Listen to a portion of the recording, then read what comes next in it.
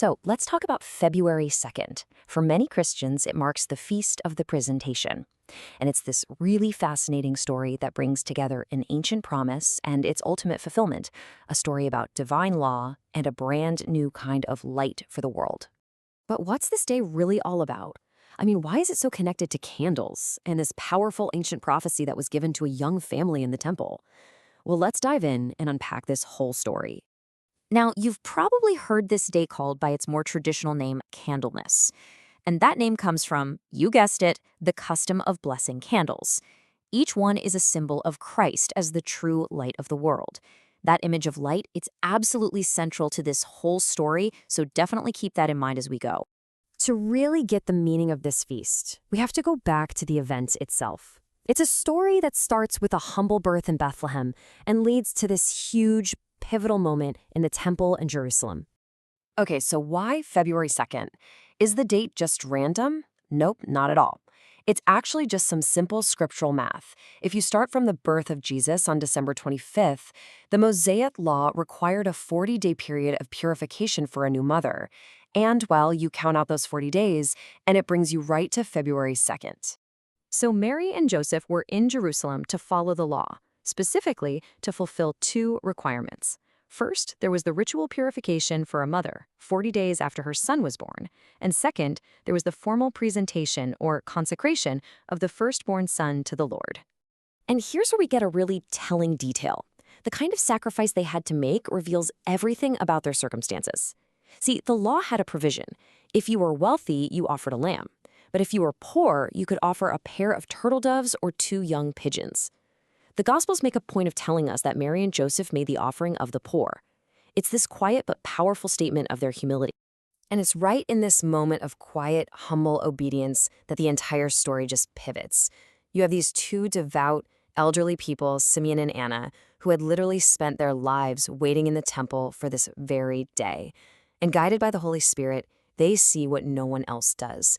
They look past this poor, ordinary family, and they recognize this little baby as the long-awaited Messiah. So the event itself is incredible, right? But the theological meaning behind it is even more profound. It really all revolves around three huge ideas: light, law, and suffering. This is the absolute heart of Simeon's prophecy.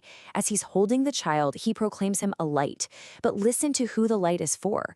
It's not just for your people Israel, but for revelation to the Gentiles. I mean, this is a radical, game-changing declaration. This light isn't for one group, it's for everyone. But then the prophecy takes this sharp, sorrowful turn. Simeon looks at Mary, and he gives her this haunting prediction that a sword of sorrow will pierce her own soul.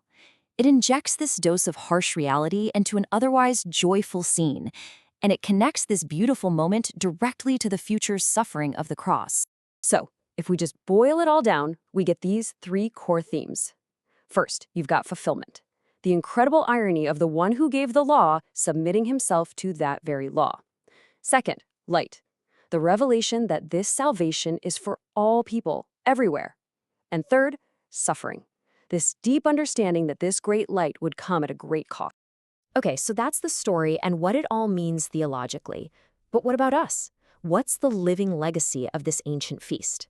Why does it still matter today? Well, the first big takeaway is all about what it means to be a disciple. Mary and Joseph give us this incredible model to follow.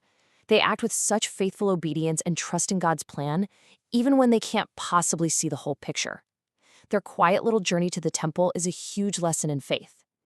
This feast also kind of turns the mirror back on us, inviting some personal reflection. You know, just like Christ was presented in the temple, Christians are called to present their own lives to God. And that's not just a one-time thing. It's this continuous offering we make through our baptism, through our vocation, and in all the small daily ways we give of ourselves. And this theme of self-offering is so central that the church has actually linked it officially to the feast day. February 2nd is also the World Day of Consecrated Life, a day to honor all those in religious life who've dedicated their entire lives to God in a really special way. And this quote right here really sums up the ultimate challenge of the feast. It's not just about looking back and remembering a historical event. No, it's an invitation to renew our own commitment, our own personal presentation of ourselves back to God. So, we end up right back where we started, with light.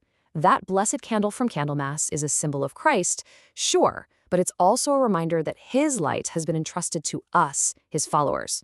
The challenge, then, isn't just to see the light, but to be the light. Which leaves us with one final question to think about. How can you be a source of light in your world?